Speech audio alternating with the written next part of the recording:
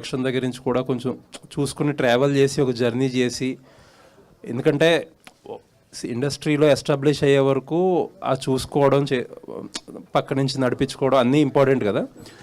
ఆ జర్నీ నుంచి ఏం నేర్చుకున్నారు? ఆల్మోస్ట్ రెండో సినిమా జర్నీ కూడా అయిపోయినట్టే ఒక రకంగా. అవును సార్.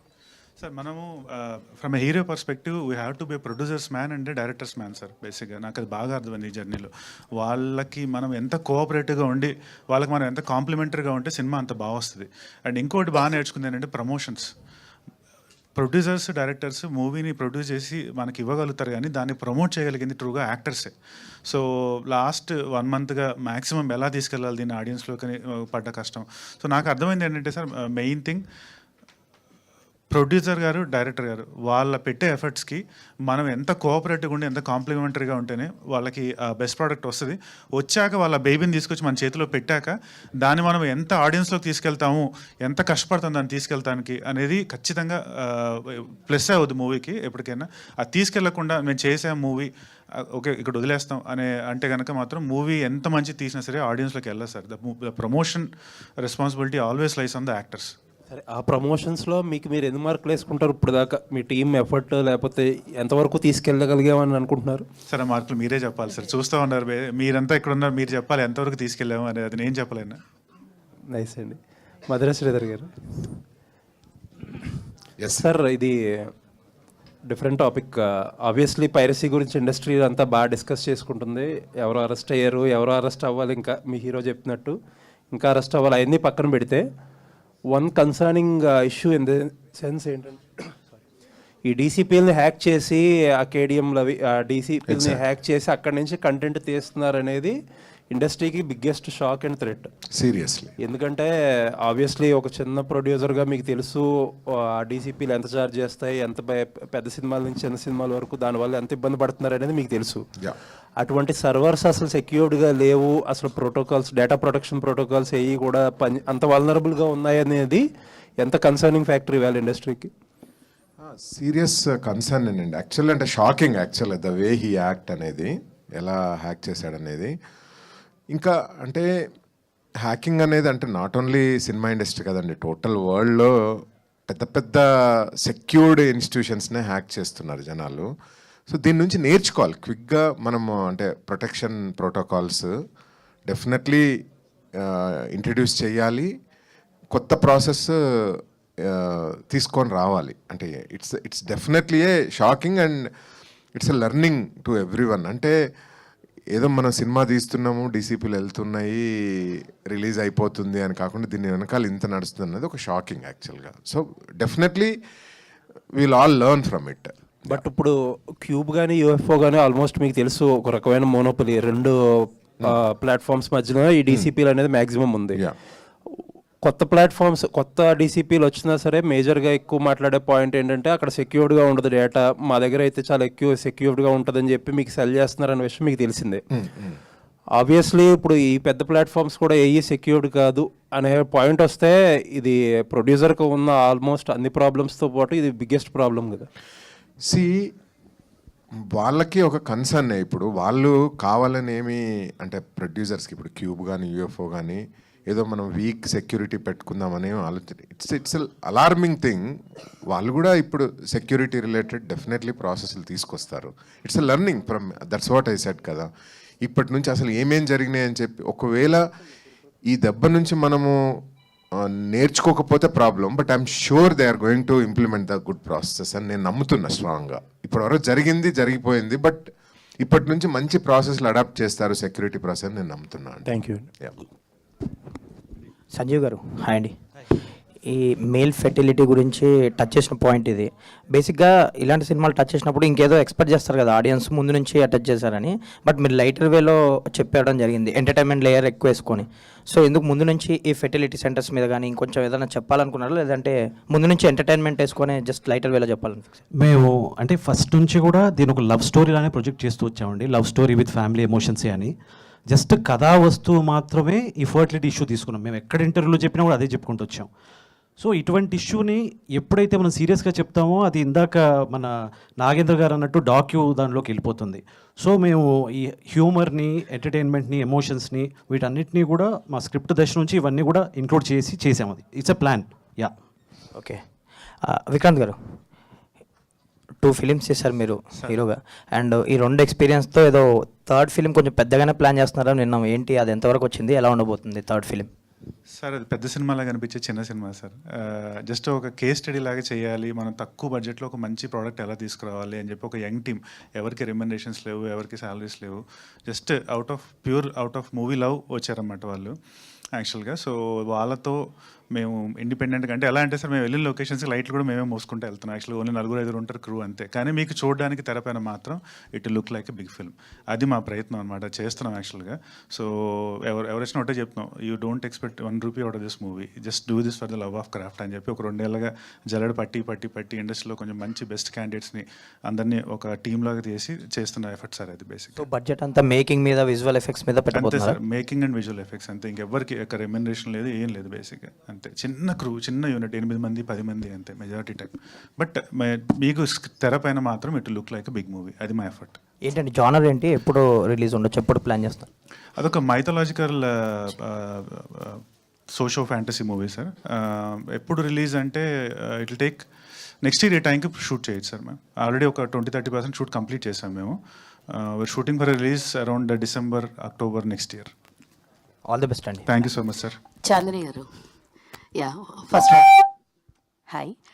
పర్ఫార్మెన్స్ అయితే చాలా చాలా బాగుంది, but one thing I'm disappointed ఏంటి అంటే మీరు డబ్ చెప్పలేదు దానికి. ఎందుకు అంటే మీ వాయిస్ మేము ఆల్రెడీ అలవాటు పడిపోయి ఉన్నాము. సో స్లాంగ్ వల్లనా లేకపోతే దేనివల్ల మీరు డబ్బింగ్ చెప్పడం ఎందుకు అవ్వలేదు?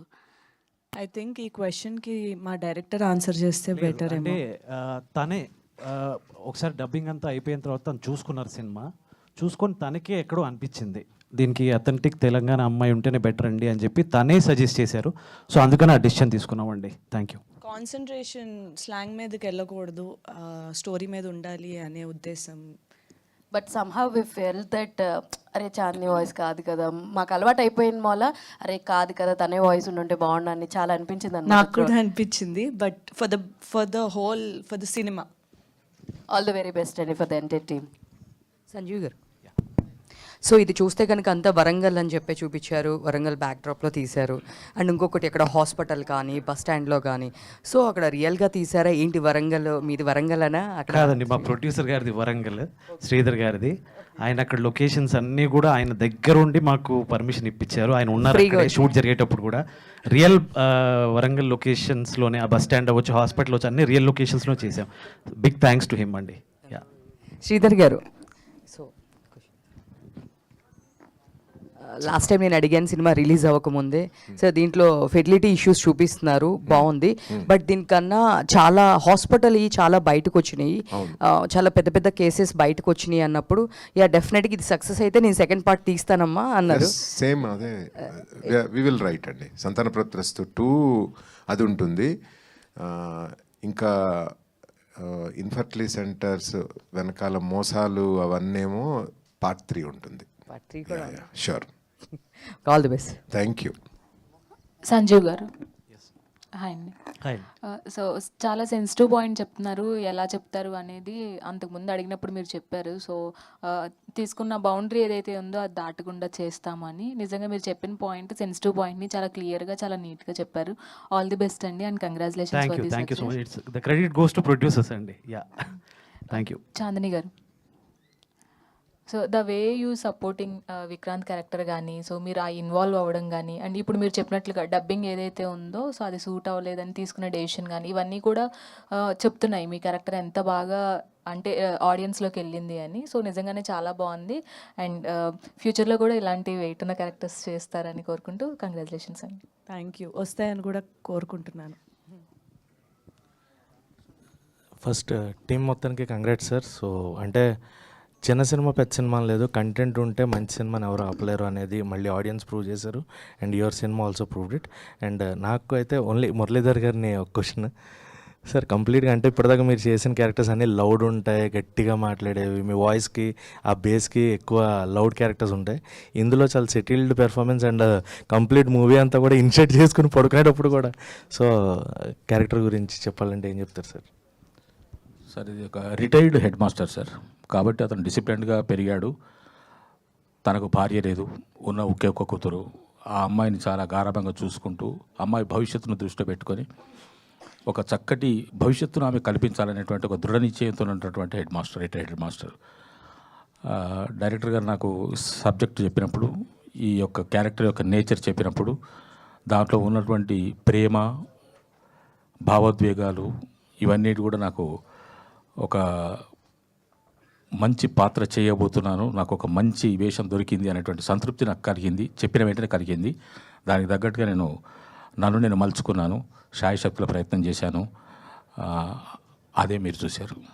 Thank you Sanjeev garu. So అంటే రిటైర్డ్ హెడ్ మాస్టర్ అయినా కంప్లీట్ త్రూ అవుట్ ఆ ఇన్షర్ట్ అది ఉండక్కర్లేదు నైట్ పడుకునేటప్పుడు కూడా. సో ఎందుకు డిజైన్ చేసుకున్నారు అట్లా? మీకు ఎవరైనా రిఫరెన్స్ ఉందా దానికి? అంటే చాలామంది పట్టువిడుపుగా ఉంటారు ఏదైనా విషయాల్లో. సో మేము ఆ క్యారెక్టరైజేషన్ డిజైన్ చేసినప్పుడే ఆ రేనాల్డ్స్ పెన్స్ అవి ఆ ఇనిషియేటివ్ అన్నీ కూడా మేము డిజైన్ చేసాం. మీరు క్లైమాక్స్లో చూస్తే దానికి మీకు ఆన్సర్ వచ్చి ఉంటుంది అది తీసినప్పుడు. అది సో ఇట్స్ డిజైనింగ్, క్యారెక్టర్ డిజైనింగ్లో భాగంగా చేసిందే అండి. Congrats to the whole. Thank you. Director గారు sir hi, congratulation first of all. Thank you. Sir యాక్చువల్గా ఇప్పుడు స్టార్టింగ్ స్క్రిప్ట్ అదంతా రాసినప్పుడు కూడా అంటే మీకు ఒక ఇమాజినేషన్ ఉంటుంది. సో ఆఫ్టర్ రిలీజింగ్ ఆ ఇమాజినేషన్ అలానే ఉందా? అంటే స్టార్టింగ్ ఎలా ఉందో ఆఫ్టర్ సక్సెస్ మీట్ సెలబ్రేట్ చేస్తున్నారు, ఎలా ఉంది? సేమ్ అండి, ఇంకా హ్యాపీనెస్ యాడ్ అయింది నిజం చెప్పాలంటే. అంటే మేము రాసుకున్నప్పుడు ఇది ఒక సెన్సిటివ్ ఇష్యూ కదా, ఎలా రెస్పాండ్ అవుతారు, ఎలా రియాక్ట్ అవుతారో తెలియదు. సో బట్ ఆ కాన్ఫిడెన్స్లో మేము స్క్రిప్టింగ్ స్టేజ్ నుంచి కూడా కాన్ఫిడెంట్గా ఉన్నాం. సో ఇప్పుడు రిజల్ట్ కూడా అలాగే వచ్చింది. So we are very happy. Thank you. Vikrant గారు.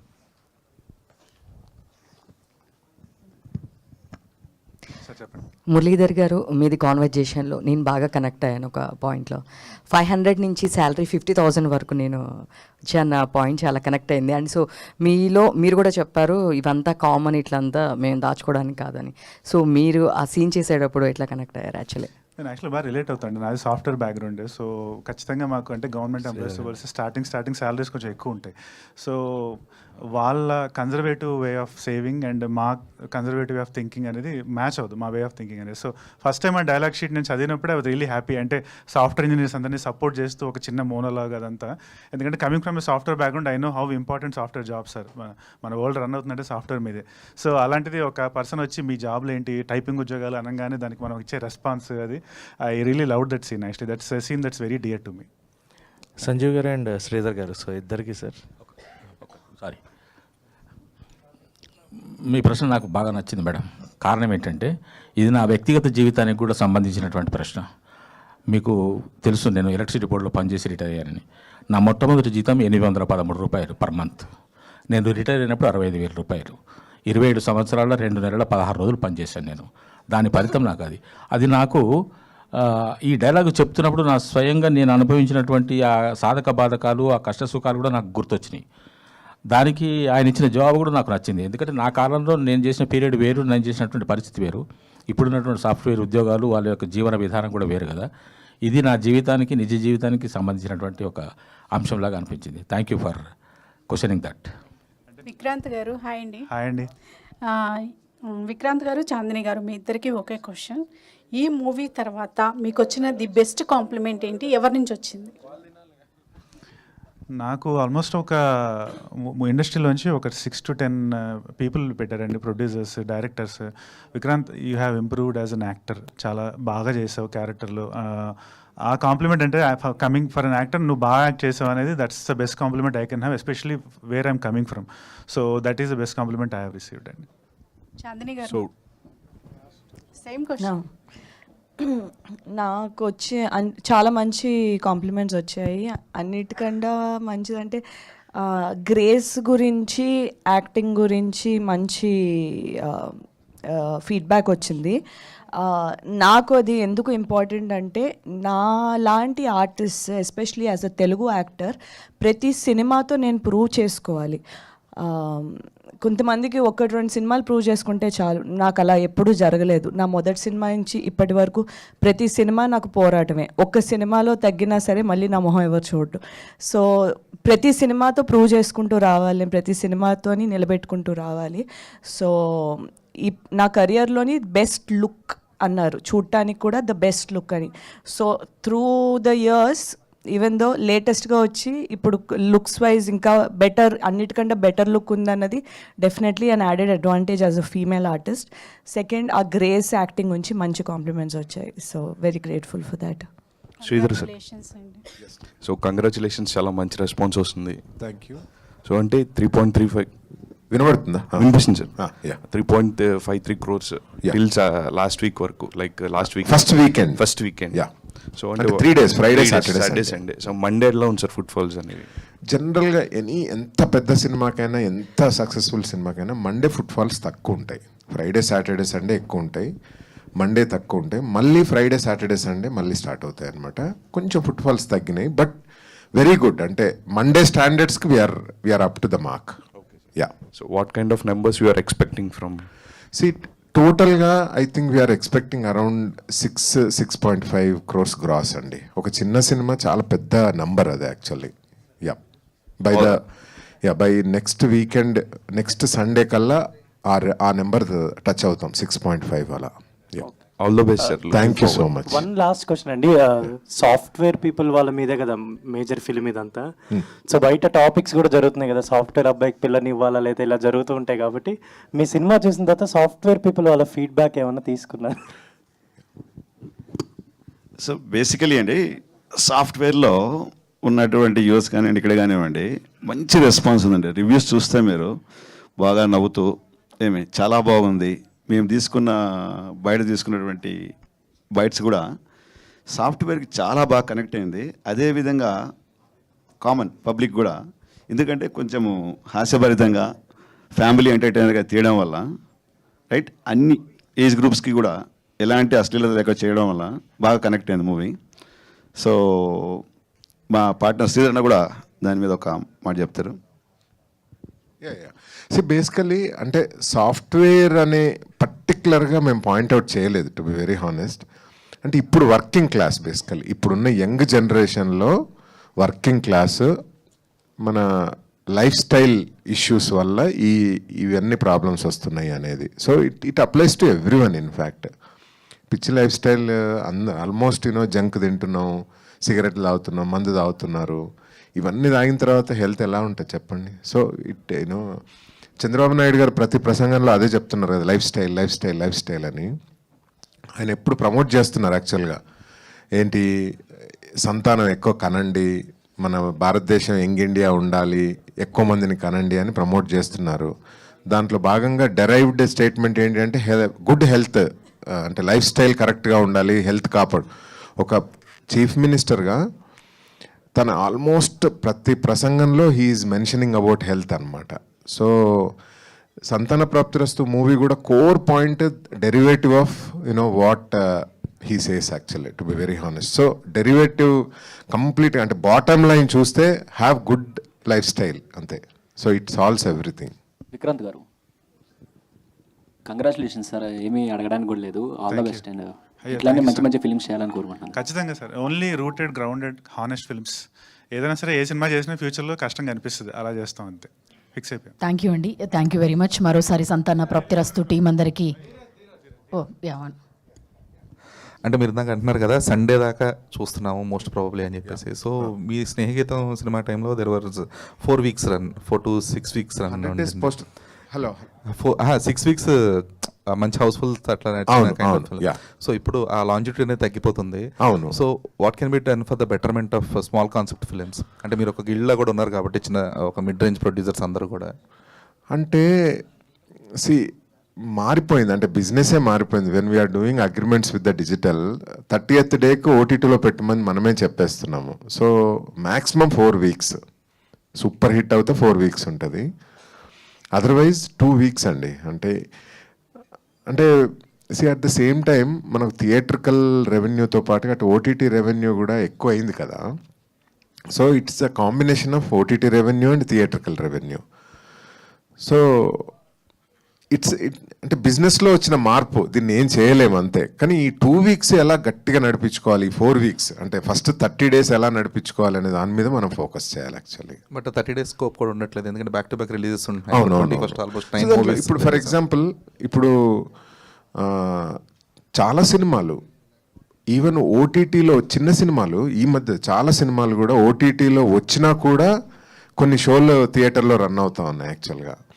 సో ఇట్స్ ఓన్లీ దట్ మనము అంటే థియేటర్లో మంచి టాక్ తెచ్చుకున్న సినిమాలు ఫస్ట్ వీక్ ప్రమోషన్ ఎలా చేసామో second week, third week, fourth week కూడా ప్రమోట్ చేయగలిగితే definitely there is a result అండి. అంటే మనం ఏం చేస్తామంటే first week first 2 weeks promote చేసేసి వదిలేస్తాం యాక్చువల్గా. Okay let it go on, but end వరకు చేయగలగాలి. ఇప్పుడు మనము అప్పుడు మీరు స్నేహితుల ఎగ్జాంపుల్ తీసుకుంటే 100 days పడేంత వరకు పోరాడాము, పెళ్లి చూపులు 100 days పడేంత వరకు, మెంటల్ మధ్యలో దాదాపు 50th day వరకు పోరాడాము. అలా పోరాటం చేస్తే మేము ఉంటుందండి, థియేటర్లో ఉంటుంది ఫర్ షూర్. అంటే రీసెంట్గా తమిళ ఇండస్ట్రీ 8 weeks అనేది ఒక మ్యాండేటరీ చేసింది ఓటీటీ రిలీజ్కి. దట్స్ రియల్లీ గుడ్ అండి. సో అట్లా తెలుగు ఇండస్ట్రీ ఎందుకని తీసుకోలేకపోతుంది? చేయగలిగితే బాగుంటుంది. అంటే I think we have to discuss that point. Good point యాక్చువల్గా, అది డిస్కస్ చేయాలి.